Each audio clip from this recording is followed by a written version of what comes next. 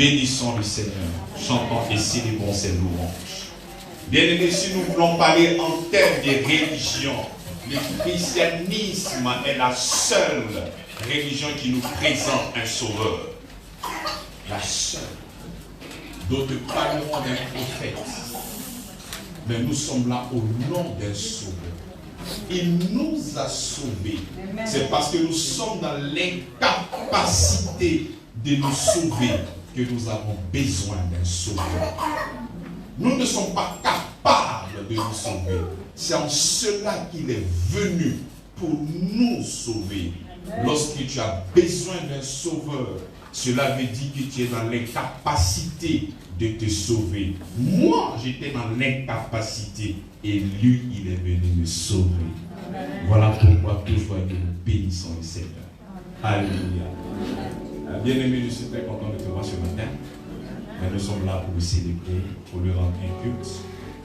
Des visages rayonnants de grâce et de bonté. Amen. Je sens la grâce de Dieu sur votre vie comme ça. En plus de la sensation, je le crois au très fond de mon cœur. Alléluia. Et c'est comme ça que nous devons le croire. Amen. Alléluia. Alors nous sommes dans notre séminaire, les ennemis de la grâce. Bien-aimés, lorsque nous sommes en train de parler de la grâce, ce n'est pas seulement que les chrétiens. Tout le monde parle de la grâce. Même les musulmans, tout le monde parle de la grâce. Mais lorsque nous allons dans la profondeur de la grâce, c'est là que certaines personnes ne veulent plus. On parle de grâce. Mais lorsque nous voulons parler véritablement de la grâce, c'est là qu'il y a des problèmes. Même quand tu vas chez les féticheurs, il dit grâce à Dieu. Ce qu'il est en train de faire, ça va marcher grâce à Dieu. Mais lorsque nous voulons aller dans la profondeur de la grâce, c'est là qu'on se divise. Et la grâce a beaucoup d'ennemis. Et c'est comme ça que le Seigneur, par sa grâce, nous donne ce séminaire pour connaître les ennemis de la grâce.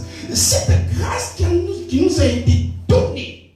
Mais nous voyons que cette grâce-là est attaquée de part et d'autre. Au point où nous avons cette grâce-là, mais nous voyons comme un goût d'inachevé dans notre vie.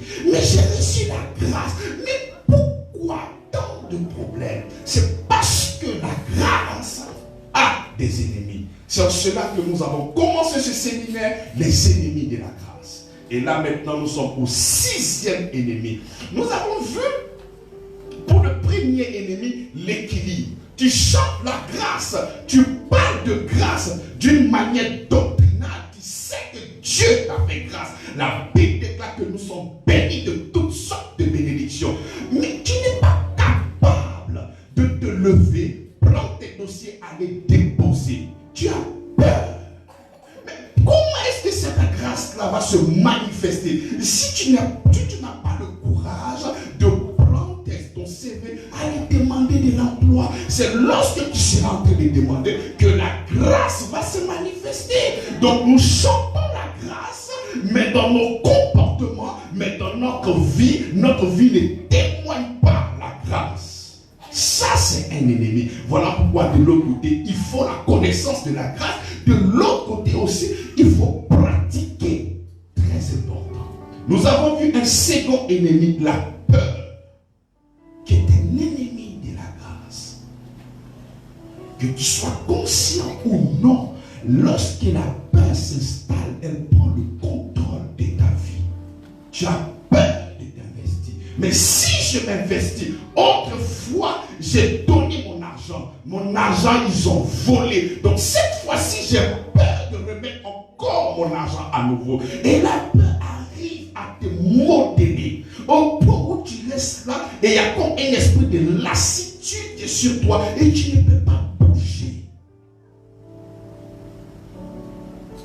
La peur, pour remédier à ça, on appelle à l'amour de Dieu. L'amour parfait bannit la crainte. L'amour parfait bannit la crainte. Lorsque l'amour n'est pas fondé et enraciné, c'est en cela que tu as peur. Et l'ennemi viendra à chaque fois te donner des informations d'échec au point où tu seras toujours dans une atmosphère de peur. alors que la Bible déclare que tu n'as pas reçu un esprit d'esclavage comme autrefois, mais un esprit d'adoption par lequel nous crions Abba Père. Un esprit de force et de courage. Après, nous avons vu encore la honte. La honte vient pour disqualifier les enfants de Dieu que nous sommes. Et tu peux avoir peut-être une malformation, peut-être une bêtise commise il y a longtemps. C'est un sentiment très pénible. Lorsque tu as honte, tu es prêt même à te donner la mort. La chose la plus extraordinaire pour toi en ce moment, c'est de tuer. C'est la chose la plus belle parce que la honte, c'est un sentiment pénible. Et nous avons démontré que la honte faisait partie des ennemis de la grâce. Mais nous ne devons plus jamais avoir honte. Pourquoi? Parce que Christ a porté la honte à la croix pour que nous puissions être toujours dans la force. Amen. Après, nous avons vu un quatrième ennemi, l'égocentrisme. Ramener tout à toi. Fais de toi le centre du monde, de la terre. Pour ta sanctification, c'est ce que toi tu dois faire. Pour ta justification, c'est ce que toi tu dois faire. Pour ton mariage, c'est ce que toi tu dois faire. Pour tout ce que tu vas recevoir de Dieu, c'est toi seulement qui dois faire quelque chose. Non, tu es une personne égocentrique. La justice, c'est de faire de Christ ton centre. Lorsque tu fais de Christ ton centre, c'est là où nous sommes en train de parler de la sainteté. Lorsque tu dis que je suis juste à cause de ce que Christ a fait, bien aimé, toi tu perds le centre et Christ est le centre. Mais quand tu fais de ta personne le centre, tu es une personne égocentrique. Tu ne penses qu'à toi. Tout gravite autour de toi. Ce n'est que toi et non Christ. Ça, c'est un ennemi très dangereux. La Bible déclare qu'il résiste aux orgueilleux et il fait grâce aux humbles. C'est lui qui est humble, c'est celui qui jette le regard sur le Seigneur et non pas sur sa personne et non pas sur sa performance. C'est lui qui regarde le Seigneur comme son Seigneur et son Sauveur. C'est cette personne-là qui est sauvée. Et c'est en cela que nous parlons du christianisme, nous parlons du christocentrique. Ne sois pas une personne égocentrique, non. Faisons de Christ notre sainteté. Après, nous avons vu quoi? La culpabilité. Et nous avons dit que la culpabilité arrivait à te ravir même la prière, la présence de Dieu. Pourtant, Romains chapitre 8, le verset 1 nous le dit. Il n'y a plus de condamnation pour celui qui est en Jésus-Christ. Mais le diable viendra à chaque fois chuchoter dans ton oreille que tu es une personne qui est condamnée. Alors qu'il n'y a plus de condamnation pour celui qui est en Jésus-Christ. Bien aimé, si tu n'as pas ce genre de formation, le diable va te malmener. Et c'est comme ça que pour éradiquer la culpabilité, il faudrait connaître la justice de Dieu. Comment Dieu déclare une personne juste? Dieu te déclare juste en fonction de ton comportement. Dieu te déclare juste en fonction de ton obéissance. Ou Dieu te déclare juste en fonction de lui, son obéissance. Et lorsque nous arrivons à comprendre la justice de Dieu, nous avons la capacité de se tenir dans la présence de Dieu sans un sentiment de culpabilité, de honte et de condamnation. Nous savons que nous sommes acceptés, non pas à cause de ce que nous faisons, mais grâce à ce que Jésus-Christ a fait pour nous à la croix. Et lorsque tu as ce genre d'enseignement-là, aucune personne ne pourra te ravir ton adoration. Tu seras constant dans ton adoration avec le Seigneur. Parce que quand l'esprit de culpabilité arrive, ça t'assaille maintenant au point où tu es décontenancé. Tu n'arrives même pas à ouvrir la bouche. Tu sais que Dieu ne t'aime pas. Donc Dieu comme ça et tu restes. Tu peux passer 1 an, 2 ans, 3 ans et tu es là, tu ne pries pas. Mais pourtant le Seigneur t'accepte grâce à ce que Jésus-Christ a fait. Et non pas grâce à ce que toi tu fais. Amen. Aujourd'hui, nous allons parler d'un sixième ennemi. L'indignité. L'indignité. Nous le plaçons en sixième position. Lorsque le séminaire va finir, chacun pourra me donner quel est l'ennemi qui l'a beaucoup terrifié. Alors, l'indignité. Caractère d'une personne indigne, c'est lui ou celle qui n'est pas digne. Lorsque tu es une personne indigne, on ne peut pas te faire confiance. L'indignité. Amen. On peut te donner une responsabilité, une charge. Voici ce que tu dois faire. Mais on te donne cette responsabilité-là et toi tu balayes, tu fais autre chose. À cause de ce que tu as fait, tu es jugé indigne. La prochaine fois, on ne peut pas te confier cette responsabilité-là. Amen. Lorsqu'on essaie de faire des choix, lorsqu'on te regarde, tu ne remplis pas les critères. Donc on t'a trouvé indigne de porter cette responsabilité-là. Amen. Alléluia. Alléluia. Lorsque Adam et Ève étaient dans le jardin, lorsqu'ils n'avaient pas péché, ils étaient trouvés dignes d'être les étendants de la bénédiction de Dieu, de l'ouvrage de Dieu. Mais tout ce qu'ils devaient faire, ils devaient nommer les animaux, se promener, faire tout. Mais s'il y a quelque chose qu'ils ne devaient pas faire, ils ne devaient pas manger de l'arbre de la connaissance du bien et du mal. Mais ils ont mangé. Bien aimé, lorsqu'ils ont mangé, il y a des sentiments qui sont nés. Et ils ne pouvaient plus se mettre dans la présence de Dieu. Ils avaient peur, ils avaient honte. Donc, dans leur conscience, ils se sentaient indignes d'être dans la présence de Dieu. Lorsque tu transgresses une loi, lorsqu'on te confie une chose et que tu balayes du revers des mains, ce qu'on t'a donné, il y a l'indignité qui t'assaille. Tu sais, Adam savait très bien qu'il avait commis une faute. Donc il ne pouvait plus se tenir dans la présence de Dieu. Il avait peur. Et tous ces sentiments-là naissaient en lui. Il avait peur. Il avait honte. Il se trouvait indigne de se mettre dans la présence de Dieu. Il était troublé à cause de ce qu'il a fait. Et c'est comme ça qu'on déclare une personne indigne. Parce que lorsqu'on regarde ton CV, lorsqu'on regarde ce que tu as fait, on trouve des défauts en toi. C'est en cela qu'on ne te qualifie pas. Et lorsque nous sommes en train de parler de Adam, nous sommes en train de parler de notre représentant. Nous tous, nous étions en Adam. Donc lorsque Adam a péché et qu'il a été trouvé indigne, il a fui le jardin. Il ne pouvait plus rester dans ce jardin-là. Donc il était notre représentant légal. Et c'est comme ça que d'une manière ou d'une autre, que tu crois au Seigneur ou pas, tu as la conscience dans ton esprit que tu es un pécheur. Parce que tu as reçu cette nature-là de lui. Donc nous étions avec Adam, des personnes indignes. Et c'est comme ça que nous prenons Colossiens chapitre 1, le verset 21.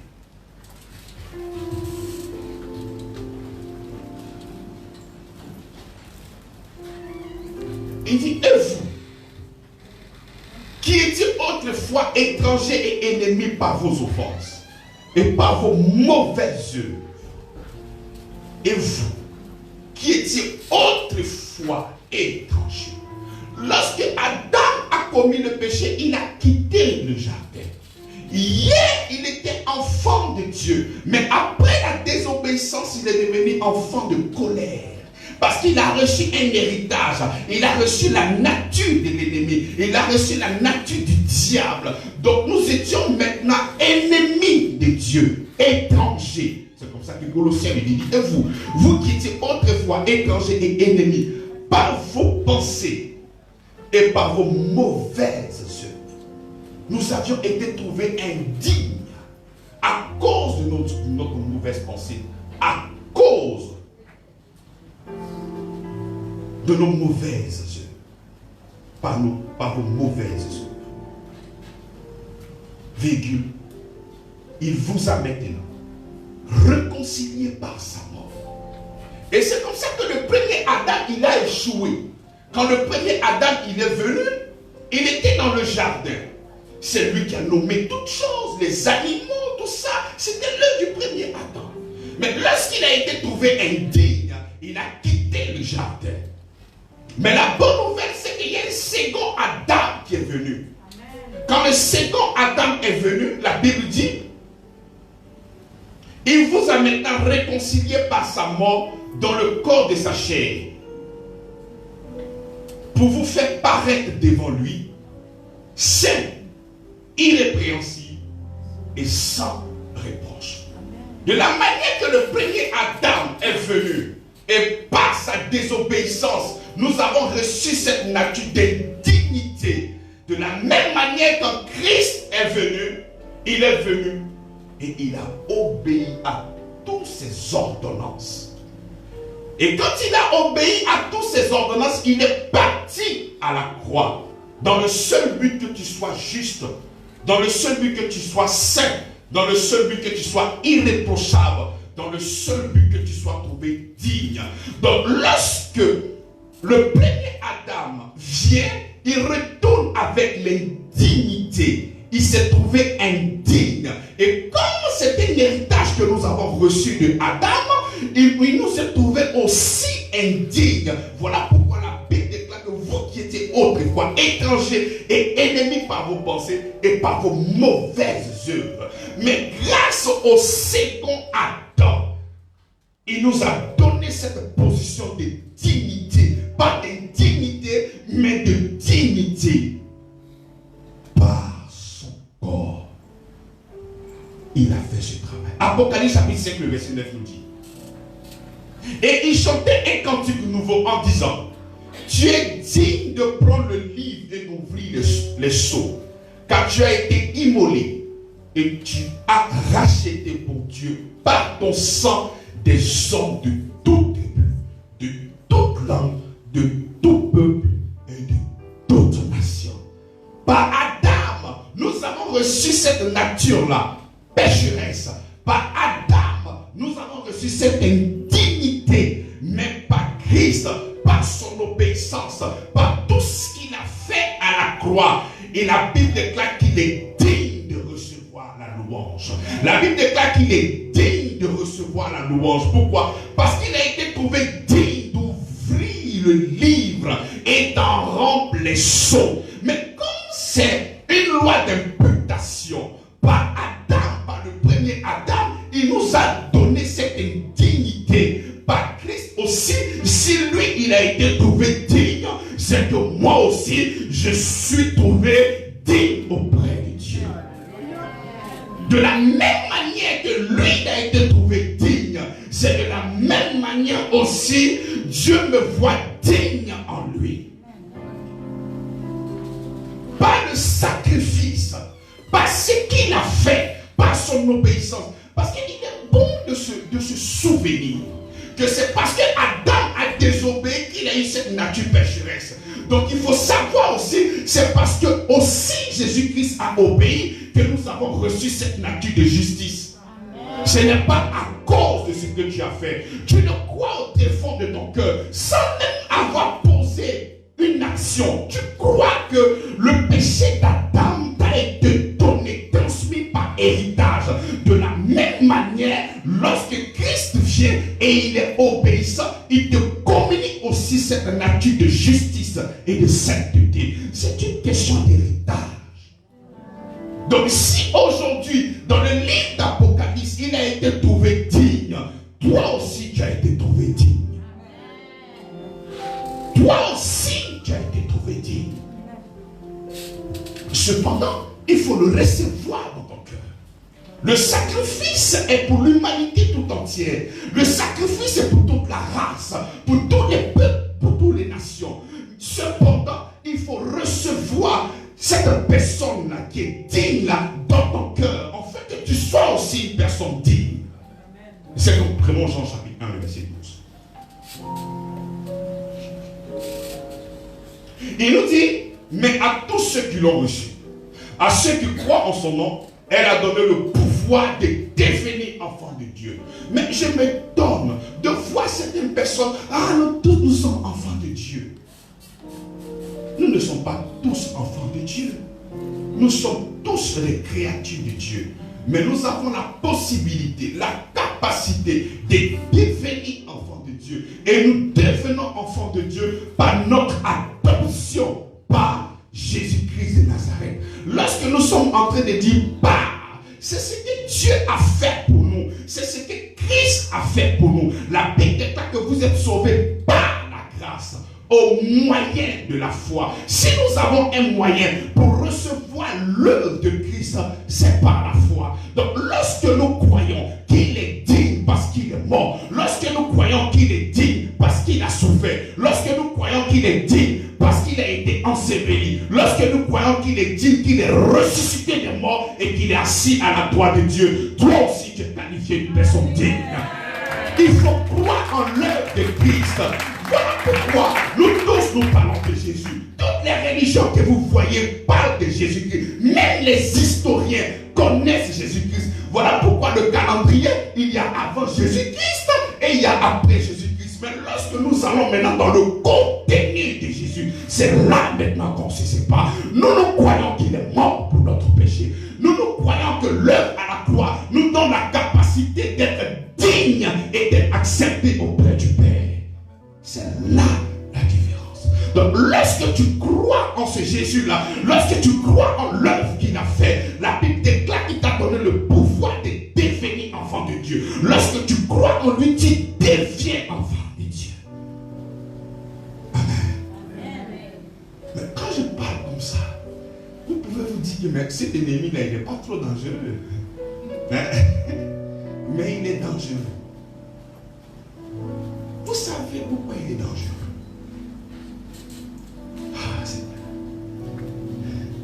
Il est dangereux parce qu'il a la capacité d'entrer dans notre prière dévotionnelle. Il est dangereux parce qu'il a la capacité de s'infiltrer. Et lorsqu'il s'infiltre, tu as comme l'impression que tu es spirituel. L'indignité. Mais avant d'aller plus loin, prenons Romains chapitre 8, le verset 15. Il faut solidifier ça avant de prendre notre envol. Romains chapitre 8, le verset 15. Il dit,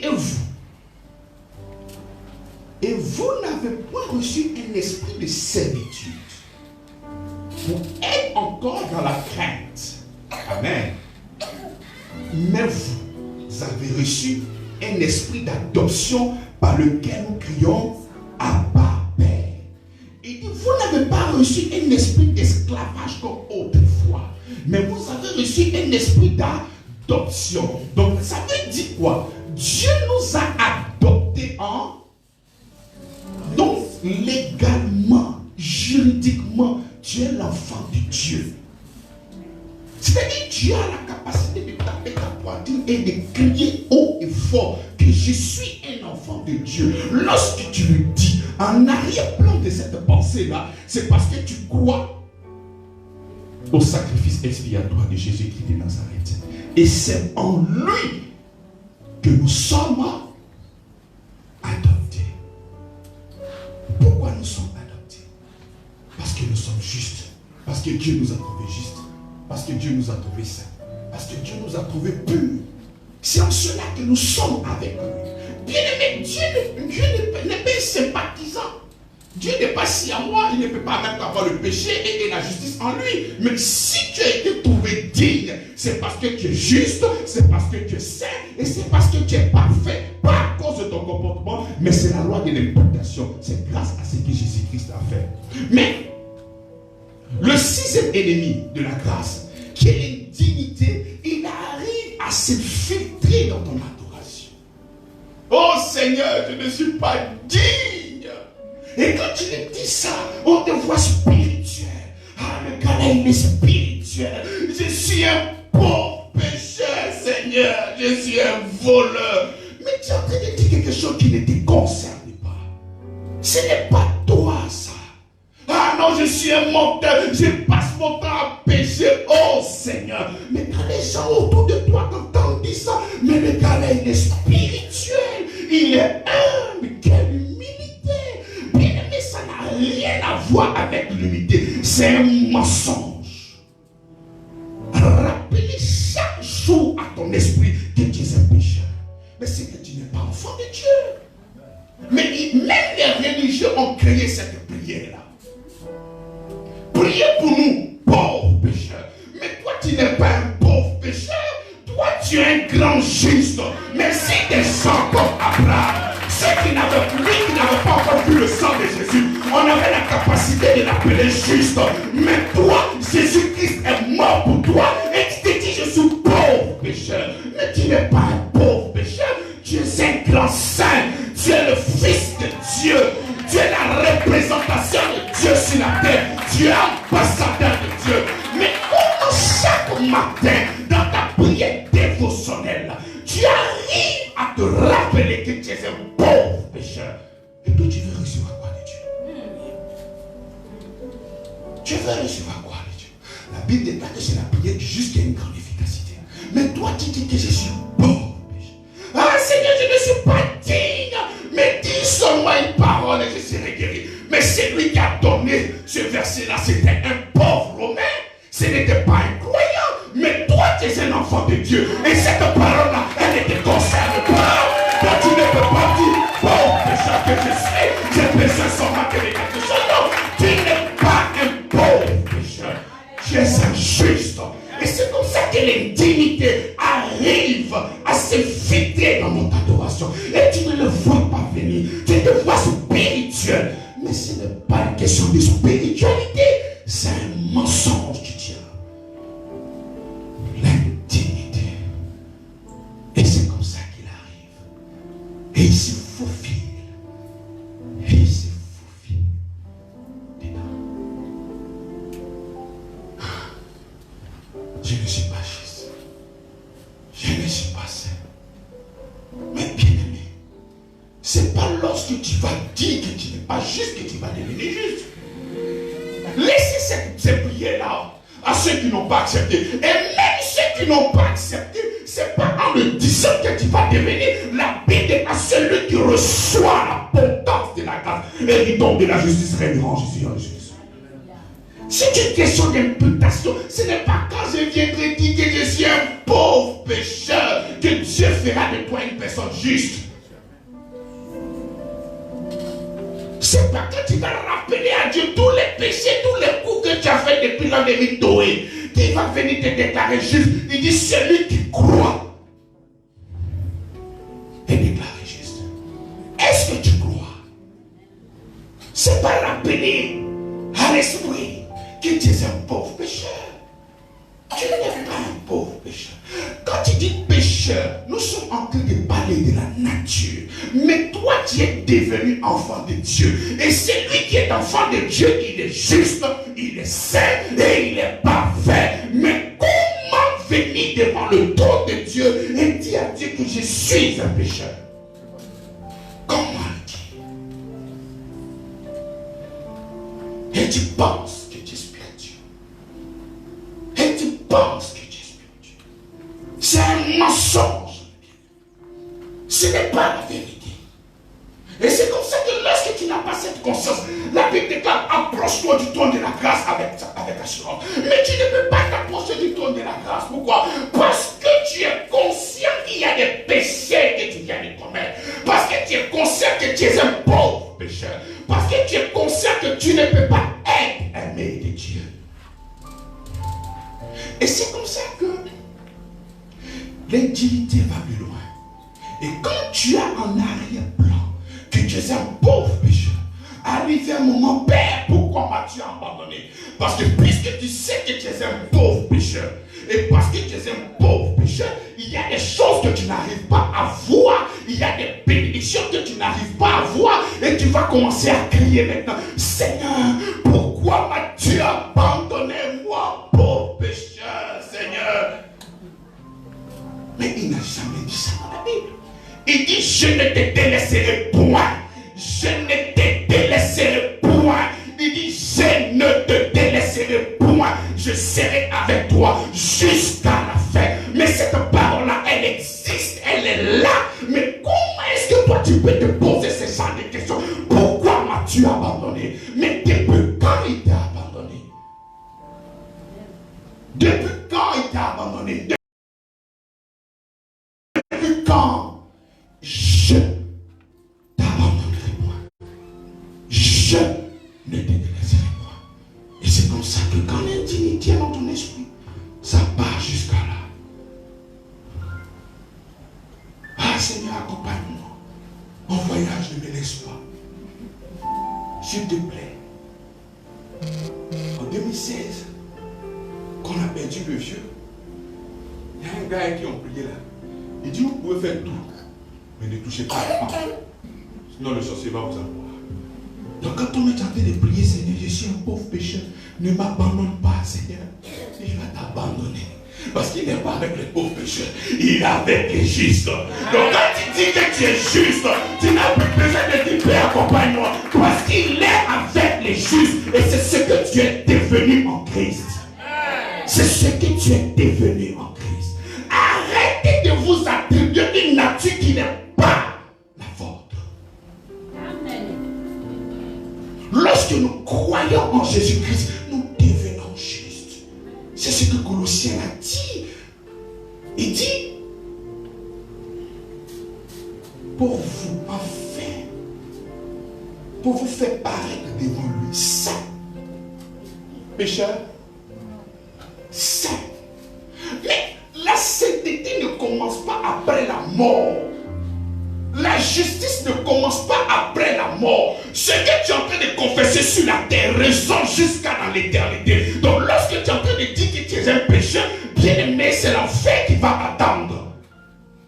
Ce que tu vas dire maintenant résonne jusqu'à l'éternité. Arrêtez de dire des choses qui n'est pas votre nature. Je suis saint. Si tu veux te moquer de moi, moque-toi de moi. Mais c'est un scandale pour l'être humain. C'est une folie pour des gens. Nous sommes justes à cause de ce que Jésus a fait. À cause de ce que Jésus a fait. Crie avec moi, je suis digne. Dis, je suis digne.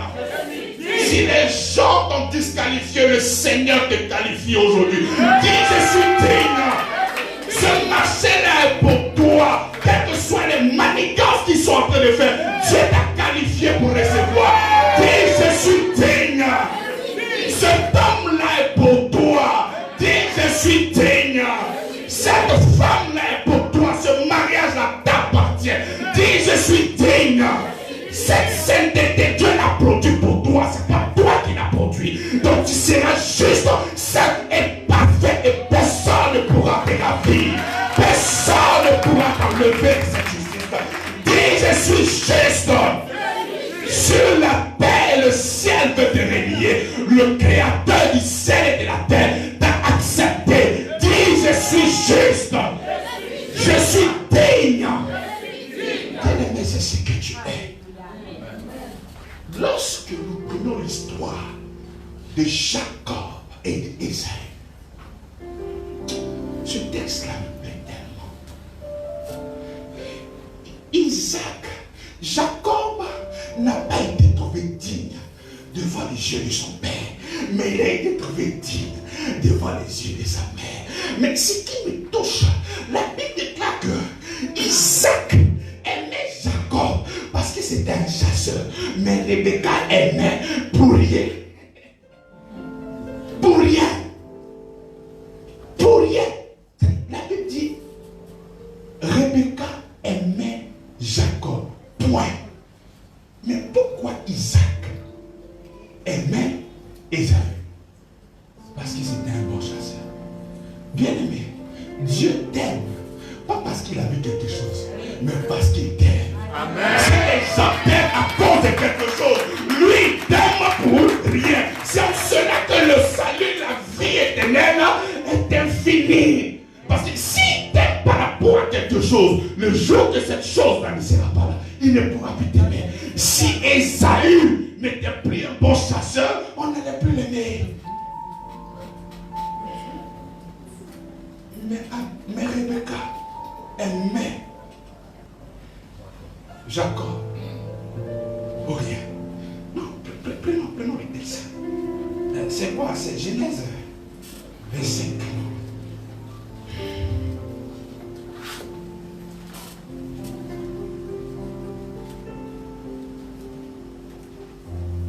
Au verset 28. Isaac aimait Ésaü parce qu'il mangeait du gibier. Genèse 25, verset 27. Verset 28. Isaac aimait Ésaü parce qu'il mangeait du gibier. Quand le gars va à la chasse, là, il vient du bon gibier.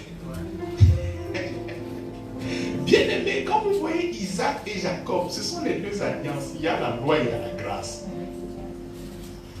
Il dit,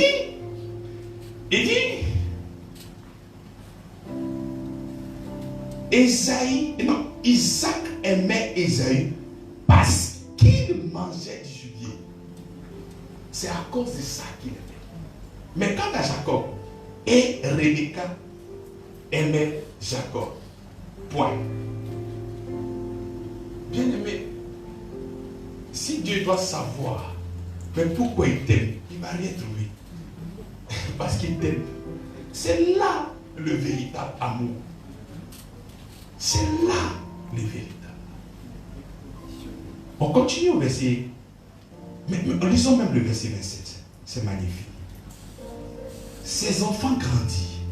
Ésaü devint un habile chasseur, un homme des champs. Mais Jacob fut un homme tranquille, qui restait sous la tente. Lui, il est serein. Bien aimé, la grâce là, tu es serein.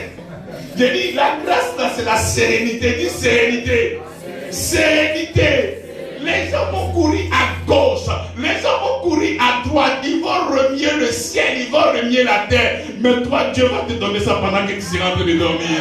Ça va venir te trouver, ça va te localiser. De la même manière que la grâce a localisé Méphibosheth, la grâce te localise maintenant. L'amour de Dieu te localise maintenant. C'est une question d'amour. Il nous a aimés. Mais lorsque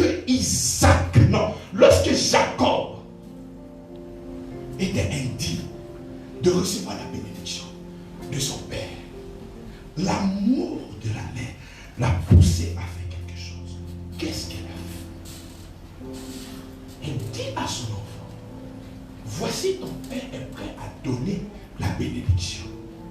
Donc, je vais rapidement faire du gibier comme il est.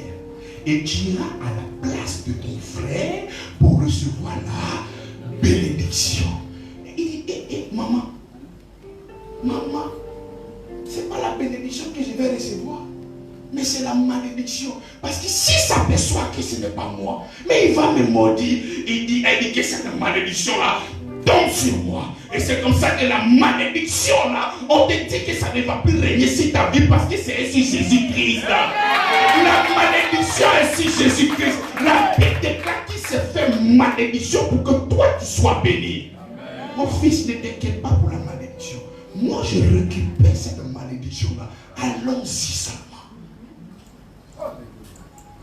Mais je ne suis pas venu. Mais mon père va savoir. Parce que mon frère Esaïe, il est venu. Elle a pris un pot d'animal pour le mettre sur lui. Et il est parti. Lorsqu'il parlait, c'était lui sa voix. Mais lorsque Isaac touchait son corps, il touchait le corps d'Esaü. Lorsque tu es en train de demander des choses au Père, s'il n'y avait pas la couverture de Christ, ta prière n'est pas été exaucée. Mais parce qu'il est là, c'est sur ça qu'il s'appuie et il t'accorde la grâce. Amen. Et il t'accorde la bénédiction. Ne regarde pas ta vie, ne regarde pas ce que tu dis, mais regarde qui tu as revêtu. Moi, je revêt Christ. Donc, même quand je parle, je ne regarde pas ma voix, mais il regarde, c'est lui qui est en moi. Corinthiens nous dit que nous repentons l'odeur de Christ là où nous tenons. C'est l'odeur de Christ qu'il voit. Oh, c'est magnifique. Donc, Rebecca a rendu Jacob digne de prendre l'héritage. Il n'était pas digne, mais sa mère l'a rendu digne. Tu n'étais pas digne, mais Jésus-Christ t'a rendu digne. J'ai dit que tu n'étais pas digne, mais Jésus t'a rendu digne. Là où tu es là, la même président de la République, tu couches ça. Amen. Vous voyez les religieux. Amen. Papa, même là, le gars même là, il exagère. La grâce, on doit exagérer. On doit exagérer. C'est que tu es qualifié pour être président. Ton esprit refuse ça même. Papa, même. Faut donner des petites bénédictions au président. Mais président là, attends, tu peux être président des ministres. Et si c'est pas un président de la République, mais vous refusez en même temps. Tu peux être le président de tous les milliardaires. Moi, je peux être le président de la Côte d'Ivoire. Moi, j'ai envie d'être le président de tous les prédicateurs du monde entier. Et là, j'ai l'espace de t'attendre. Il ne faut pas voir des petites bénédictions. La grâce doit scandaliser, doit choquer. Dieu t'a trouvé digne. C'est une question de dignité. Je suis un fils dignitaire. Mon père peut m'envoyer partout et je vais le représenter dignement. Est-ce que tu crois en ça? Jacob n'était pas dit. Sa mère a dit. Mais une personne humaine comme Jacob, elle a pu, par ses manigances, donner la dignité à son fils. Mais et Jésus-Christ? Non, mais attends. Mais et Jésus-Christ? Lui, il est descendu, il est mort, il a été enseveli, il est ressuscité dans le seul but de te donner la dignité. Jacob, il est parti avec la peau d'un animal, mais toi tu viens avec la peau de Dieu. Tu viens avec la peau de Dieu. J'ai dit que tu viens avec Dieu lui-même. Donc si la peau d'un animal peut recevoir la bénédiction, mais la peau de Dieu, mais Dieu lui-même. Mais ça m'étonne de voir des gens qui croient au Seigneur Jésus-Christ, qui croient en son œuvre, et par rapport à la bénédiction, ils sont là, ils doutent dans leur esprit. Mais la Bible déclare que, mais s'il est mort pour vous, mais qu'est-ce qu'il ne vous donnera pas? Qu'est-ce qu'il ne vous donnera pas? Si quelqu'un t'aime au point de se sacrifier pour toi, de donner sa vie pour toi, mais qu'est-ce qu'il ne te donnera pas de son vivant? Qu'est-ce qu'il te donnera? Donc c'est lui qui a la capacité d'aller mourir à la croix pour toi. Ah Seigneur, comme un mariage. C'est le mariage qui ne peut pas te donner. Mais le mariage, ce n'est pas une bénédiction. Ce mariage, c'est quoi? C'est pas une bénédiction. La bénédiction, c'est d'être appelé enfant de Dieu. Amen. Parce que quand tu es enfant de Dieu, tu as accès à toutes sortes de bénédictions. La Bible déclare que tu deviens participant à la créature. Tu peux commander un comédien, il va venir. C'est rapide. Tout dépend de toi. Mais tu prends ça comme un sujet. Tu prends ça, tu pleures. Ah, c'est comment? Ah, gna, gna, gna, gna, gna. Ah, gna, gna, gna, gna, gna. Et tu es là, tu pleures. Tu es enfant de Dieu. Tu as le Saint-Esprit en toi. Tu es l'ambassadeur de Christ sur la terre. Tu es le représentant légal sur la terre. Et toi, tu pleures. Est-ce que vous savez qu'à chaque fois que vous êtes en train de pleurer, vous êtes en train de dire que Dieu, tu es un homme méchant. Comment tu peux être aussi dur comme ça? Qu'est-ce que je t'ai fait? C'est ce que vous êtes en train de dire. Pourquoi m'as-tu abandonné, Seigneur? Depuis quand j'étais avant? Tout ça, c'est le travail de l'indignité qui t'amène à penser comme ça. Bien-aimé, c'est mortel. C'est très dangereux, l'indignité. Tu n'es pas une personne indigne. Jésus-Christ t'a rendu digne. Il faut le savoir dans ton esprit. Chaque jour, réveille-toi avec cette conscience que tu es digne, tu es juste, tu es parfait dans le nom de Jésus-Christ. Oh Seigneur, nous te bénissons. Lorsque tu es serviteur, on peut te trouver indigne. Lorsque Moïse est venu vers le buisson ardent. Monsieur, enlève tes chaussures là. Parce que le lieu où tu te trouves, c'est un lieu saint. Bien-aimé, quand tu es serviteur, on peut te disqualifier. Mais quand le fils prodigue est allé, fini l'argent de son père, il a vécu dans de faux trucs. Quand il est revenu à la maison, on dit faites lui porter des chaussures. Lorsque tu es fils, on ne peut pas te disqualifier, on te fait porter des chaussures. Il est digne de porter des chaussures. Il est digne. Donc lorsque tu es serviteur, on peut te disqualifier. Mais lorsque tu es enfant de Dieu, on ne peut pas te disqualifier.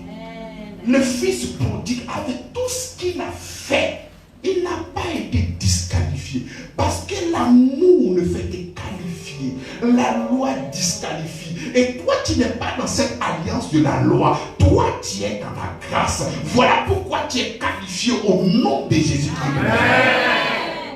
Mais certaines personnes n'ont pas compris ça. Jusqu'à aujourd'hui, ils ne portent pas des chaussures. Le jour que tu le vois, dis que Jésus t'a trouvé digne. Il faut porter. Courant va te secouer cadeau. Ils sont encore dans la loi. Ils sont encore dans des règles, dans des principes, dans beaucoup de choses. Le Seigneur t'a trouvé digne à cause de son sacrifice à la croix. La Bible déclare qu'il a déchiré le voile. Et le Seigneur a dit tout est accompli. Et nous recevons le tout est accompli par la foi. Et nous sommes trouvés dignes au nom de Jésus-Christ de Nazareth. Il faut le croire, mes bien-aimés. Il faut le croire. Il est important de le croire. Nous avons encore une troisième histoire. L'histoire de Méphibosheth.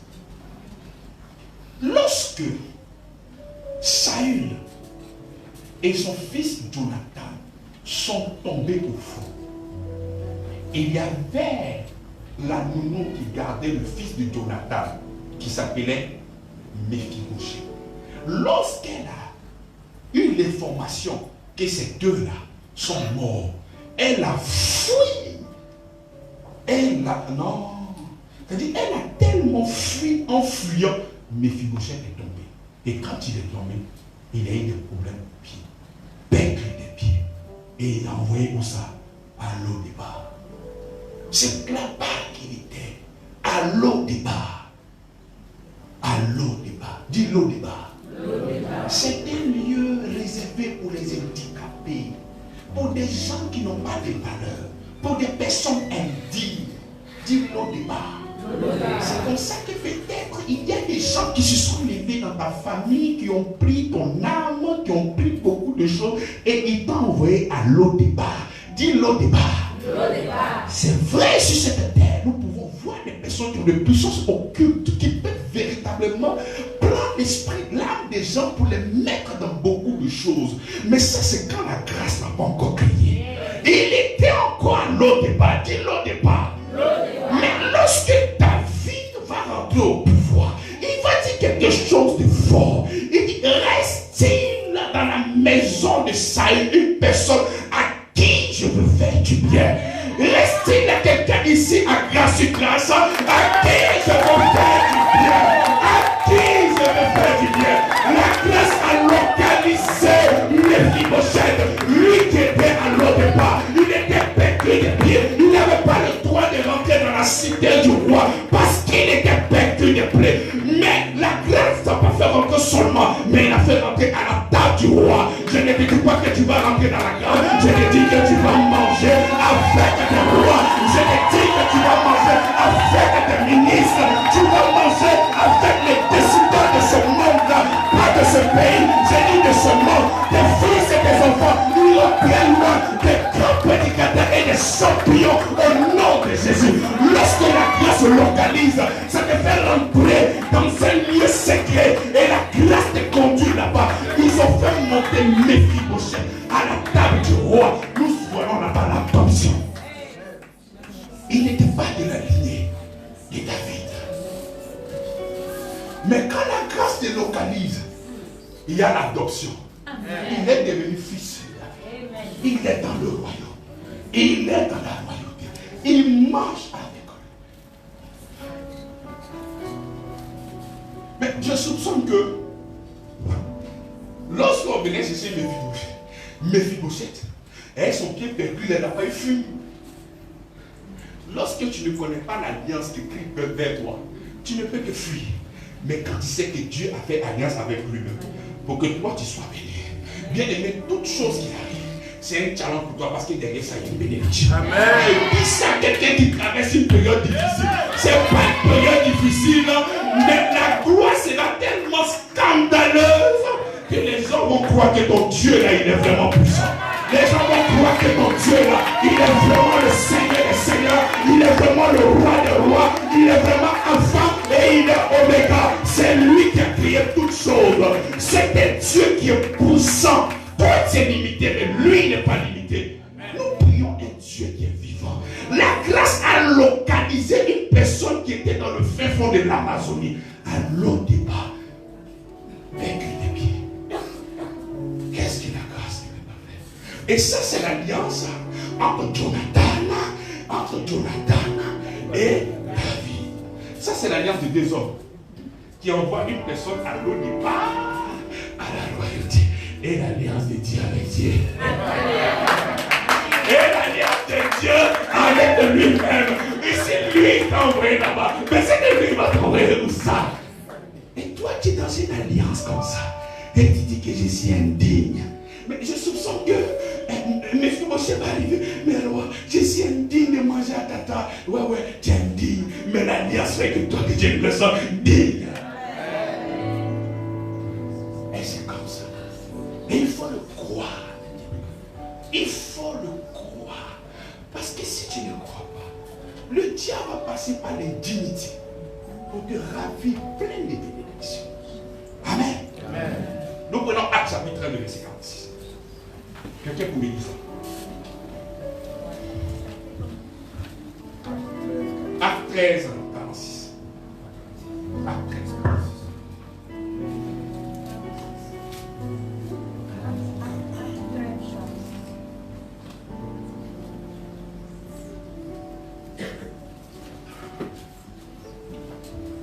Actes 13, 46.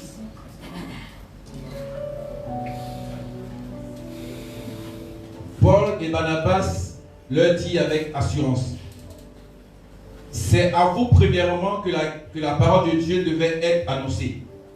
Mais puisque vous la repoussez et que vous vous jugez vous-même indigne de la vie éternelle, voici, nous tournons vers les païens. Amen. Amen. Alléluia. Nous reprenons le texte. Paul et Barnabas leur dit avec assurance: c'est à vous premièrement que la parole de Dieu avait été annoncée, devait être annoncée.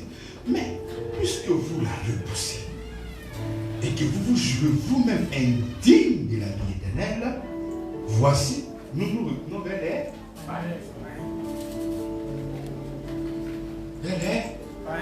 Et c'est comme ça qu'il y a beaucoup d'entre nous sous la bannière de l'indignité.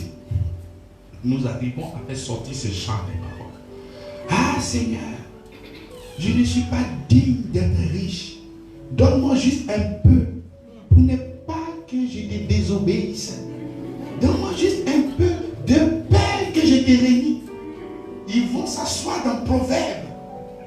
Attends, on va chercher ce proverbe-là. Proverbe chapitre 30, verset 9. On va prendre d'abord verset 8. De facilité. Tu n'as rien. Puis tu es là, Proverbe, chapitre 30. À partir du verset 9. Éloigne de moi la fausseté de la parole mensongère.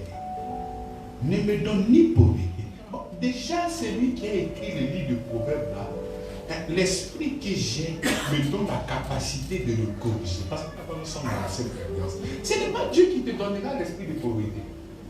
Non, Dieu n'est pas là pour te donner l'esprit de pauvreté. Dieu ne donne pas la pauvreté. Ce n'est pas lui. Ces genre de personnes n'avaient pas d'image correcte de Dieu. Donc ils pouvaient faire des sorties de route. Dieu n'est pas celui qui donne la pauvreté. On est d'accord? Ok. Ni la richesse. Allah, c'est Dieu qui donne la richesse. Tout ce qui est bon, toute grâce excellente et don parfait descend chez le Père de lumière, chez lequel il n'y a ni changement, ni en de variation. Donc il dit, ni la richesse. Accorde-moi le pain qui m'est nécessaire. Et je vois comme ça dans l'esprit des gens, ah Seigneur, justement, donne-moi un peu. Pour ne pas que je te désobéisse. Hein? Il dit, de peur que dans l'abondance, je ne te réunis et ne dise qui est l'Éternel. Donc toi, la bénédiction va faire que tu vas régner Dieu. Et c'est comme ça que je dis, tu vas connaître véritablement une personne lorsque cette personne-là sera dans sa gloire. Quand tu vois des gens qui sont déchargés, ça c'est un langage à moi, déchargé, c'est qu'il n'y a pas l'argent. Qui sont auprès de toi là, mais tu les vois, ils sont serviables. Papa, petit jeton. Le pasteur, qu'est-ce qu'il dit? Il est plat de poignets, face to face. Tu vas connaître véritablement les gens lorsqu'ils seront dans leur gloire. Parce qu'ils sont déchargés là, tu ne peux pas bien les connaître. Non! Il faut humilité. Oh, le gars là, il est humble. L'argent va venir, tu vas savoir. Tu vas savoir qui il est. Donc vous voyez des gens comme ça qui peuvent dire à Dieu, Seigneur, donne-moi juste un peu de paix que j'ai réuni. Et quand tu dis ça, tu prends appui sur le livre, tu prends appui sur la Bible et tu te penses spirituel. Et tu te penses spirituel, tu te crois spirituel. Mais bien aimé, si l'argent vient révéler que toi tu dois régner Dieu, mais c'est que tu n'as jamais accepté. C'est que tu ne l'as jamais accepté. Si l'argent arrive, que toi tu dis Dieu, mais toi, mais c'est que tu ne l'avais jamais accepté. C'est comme ça qu'il y a beaucoup d'entre vous. Des gens viennent à l'église pour avoir un mariage. Des gens viennent à l'église pour avoir peut-être la guérison. Mais dès que la guérison arrive, pouf, ils prennent la peau d'escampette. Mais nous venons parce qu'il nous aime. Et c'est ça qui fait que nous sommes là pour le célébrer et le glorifier chaque jour. Mais si toi tu viens par rapport au travail, mais si le travail arrive, qu'est-ce que tu dis? Non, je suis béni à l'église, payer chez toi. J'ai eu le travail. Il va à la maison. Oui. Voilà pourquoi nous venons à l'église, pas à cause du travail, mais nous venons parce qu'il nous a aidés. Nous venons parce qu'il est bon pour nous. Mais bien évidemment, lorsqu'il est avec toi, il répond toute espèce de bien. Mais on ne vient pas pour le don, on vient pour la personne. Amen. Mais il y a beaucoup d'entre vous qui... Non, c'est à cause du business. Je viens pour que Dieu me donne une bénédiction. Il est lui-même la bénédiction. Donc ne regarde pas ce qu'il produit. Prends même la bénédiction. Et tout découle en toi. Amen. Donc nous voyons, il y a des gens comme ça. Ah Seigneur, cette responsabilité-là, elle est trop grande. Je n'ai pas envie de penser à de peur, de ne plus t'adorer. Laisse-moi en bas, Seigneur. Je veux juste être humble. Quelle humilité. Et les gens maintenant qui sont derniers, ils sont devant. Et après maintenant tu deviens jaloux. C'est comme il y a une histoire, ils ont demandé à une personne, qu'est-ce que tu veux que Dieu te donne? L'autre dit, je veux un gobelet en or. L'autre dit, je veux un gobelet en caoutchouc. Et le gars là, il est orgueilleux. Et le gars là, il est prétentieux. Je veux un gobelet en caoutchouc. Maintenant, les deux gobelets sont venus, il est jaloux. Tu es jaloux pourquoi? C'est pas ce que tu as demandé. On te donne. Maintenant, l'autre, il a demandé un gobelet en or. Maintenant, pourquoi toi, tu es jaloux? Donc, arrêtez cette fausse humilité-là. Tu es digne de recevoir. Hein? Tu es digne de recevoir l'héritage. S'il y a une seule chose que nous ne recevons pas, c'est quoi? La gloire. L'adoration. Parce que l'adoration est exclusif à Dieu. C'est comme ça même lorsque tu es dans tes fantasmes là. Ah non bébé, je t'adore. Arrêtez ça là. Je t'adore. C'est comme ça que vous avez mis maintenant Dieu en deuxième position. Le gars te donne couvert, maintenant tu es fâché. Ah, je t'adore. L'adoration est exclusive à Dieu. À Dieu. Et c'est comme ça que vous allez voir chez les Occidentaux des personnes qui adorent tellement souvent des musiciens. Tu les vois, ils s'habillent comme des musiciens, ils font tout comme des musiciens, ils mangent comme des musiciens. La seule personne que nous devons adorer, le mot là, il est sacré. Garde ça pour Dieu. Il faut utiliser d'autres mots. Je t'aime, tu me manques, j'ai envie de... L'adoration, je t'adore, c'est pour Dieu. Donc arrêtez. Vous matin, vous vous adorez, le soir il y a clash, il n'y a plus adoration, il y a poignard, il y a machettage. Arrêtez ça. L'adoration est exclusive à Dieu, uniquement qu'à Dieu. Donc gardez ça pour lui. Père, je t'adore. À toi seul l'adoration. Incline-toi devant lui. Tout ça. Amen, amen. Amen, amen.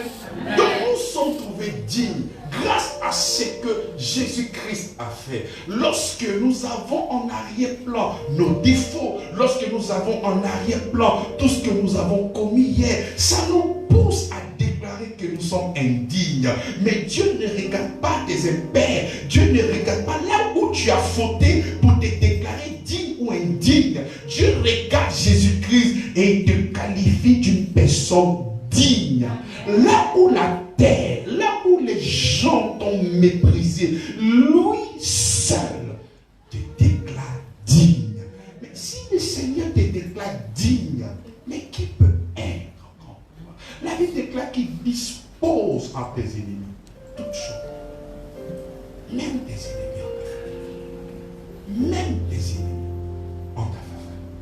Donc il faut le croire. Amen. Amen. Amen. Mais si toi-même tu ne crois pas que tu es digne, si toi-même tu te disqualifies, mais comment est-ce que cette bénédiction peut venir à toi?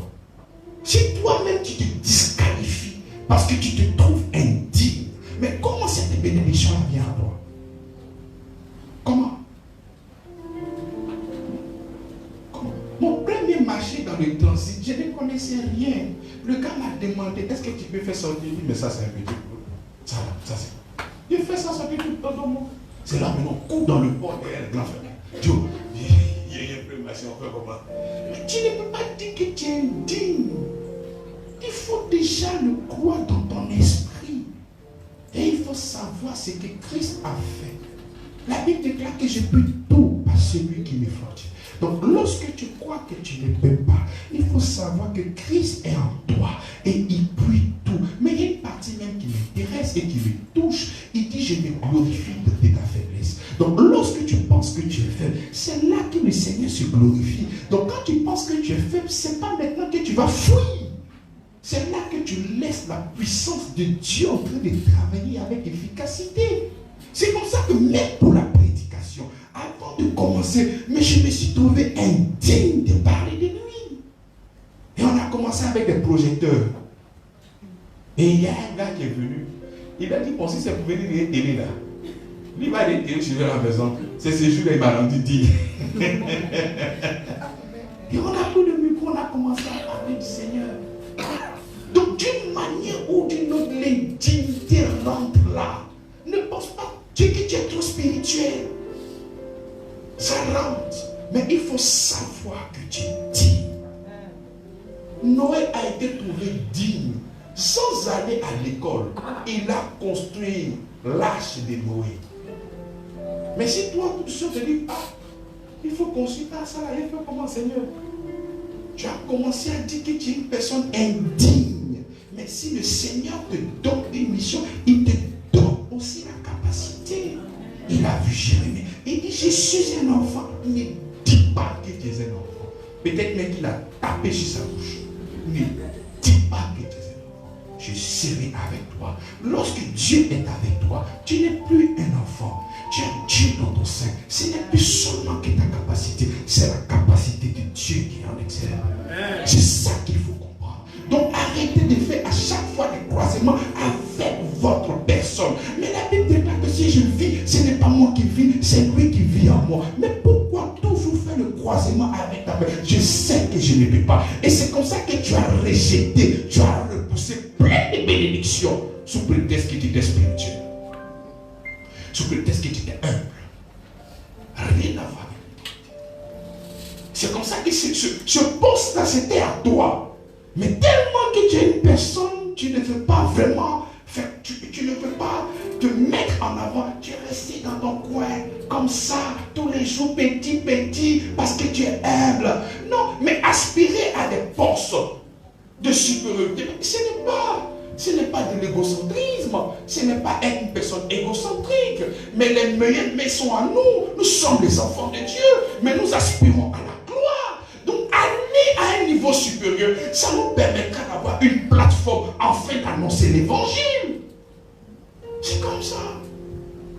Si moi tout ça me dit qu'il faut être, comment on appelle, ministre, je sais que je n'ai pas fait d'études par rapport à ça. Mais j'ai dit, avec ce poste-là, je pourrais annoncer l'évangile. Dès que j'arrive, il parle de Jésus, je vais chasser mon téléphone. Les gens que je vais qualifier les gens, maintenant tu connais le milieu. Mais quand moi je suis là, il parle de Jésus. Il dit, c'est Jésus qui m'a envoyé. Tu connais mon floco, tu connais mon démon, tu connais mon délire. Donc si je suis ici, là, c'est qu'on est ensemble. Ah non. Moi je suis pasteur, c'est la Bible sur moi, puis il connaît. Je ne peux pas partir. Non, tu es en train de repousser à chaque fois des bénédictions. Dieu te rend capable. Dieu te rend capable. Regardez la vie de Joseph. À chaque fois qu'il arrivait dans un coin, il était le premier. C'est lui qui organisait, c'est lui qui gérait toutes choses. Mais où il a appris? Jusqu'à devenir premier ministre de l'Égypte. Mais où il a appris tout ça? Et c'est la grâce de Dieu qui te qualifie et qui te donne des choses nécessaires par rapport à la mission. Dieu te donne la mission et c'est toi qui t'inquiètes. Ça là, je vais faire comment? C'est toi qui t'es envoyé. Est-ce que c'est toi qui t'es envoyé? C'est lui qui t'a envoyé, donc retourne vers lui.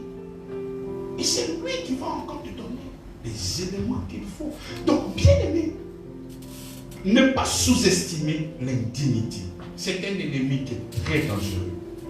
Il devient très dangereux à cause de sa subtilité. Il se glisse comme ça. On peut te dire, toi aujourd'hui, il faut venir prier. Non, je ne suis pas digne de prendre le micro. Mais tu es en train de dire que tu es un pécheur. Tu es en train de dire que non. Tu es digne. Et il se glisse un peu partout. Et le fait de savoir que tu es un enfant de Dieu, tu es digne de te tenir là où le Seigneur t'envoie. Aucune chose ne peut te disqualifier. Les autres t'ont disqualifié, mais lui t'a qualifié, il t'a envoyé là-bas. On t'envoie là-bas et tu prends le langage de ceux qui t'ont disqualifié. Ça, c'est quoi ça? On te met responsable dans un lieu. Les gens qui sont autour de toi, mais pourquoi elle est responsable? Pourquoi celui-là est responsable? Et toi-même aussi, tu viens, tu prends le langage. Ah, moi-même, je sais que je ne suis pas à la hauteur. Mais attends. Donc, tu es en train de dire à Dieu, mais Dieu, tu t'es trompé largement. Nous devons toujours aller de l'avant avec foi et détermination. Nous bénissons la parole du Seigneur. Seigneur, merci pour ton amour. Merci pour ta grâce. Nous te bénissons. Toi qui es là pour le Seigneur.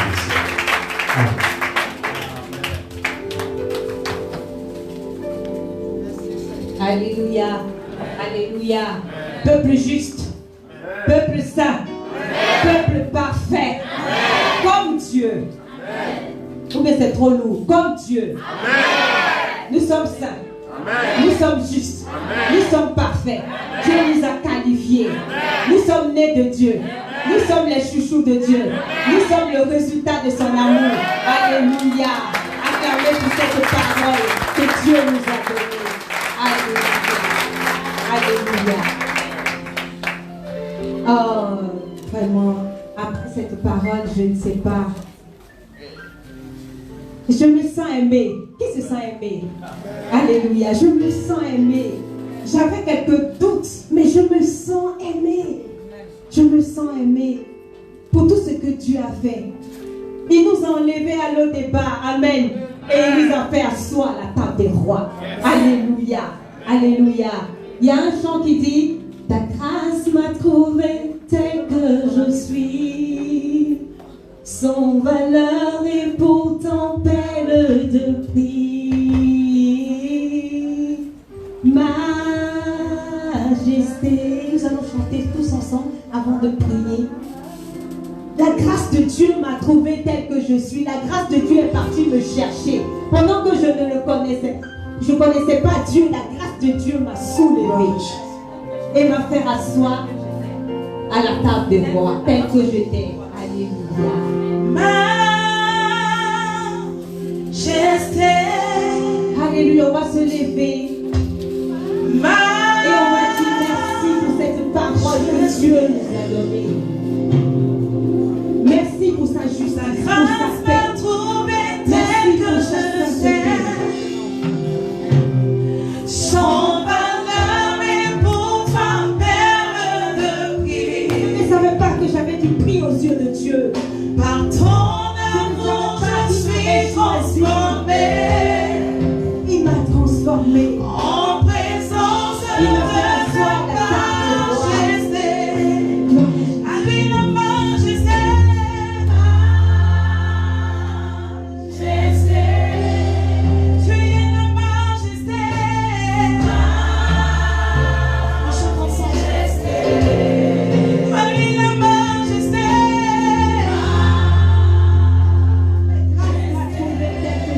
Ta grâce m'a Majesté. Tu m'as aimé le premier, Seigneur. C'est pourquoi je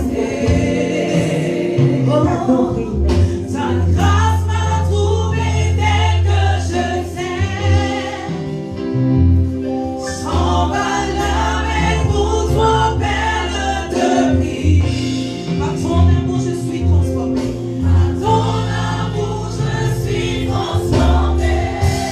En présence de ta majesté. Oh majesté.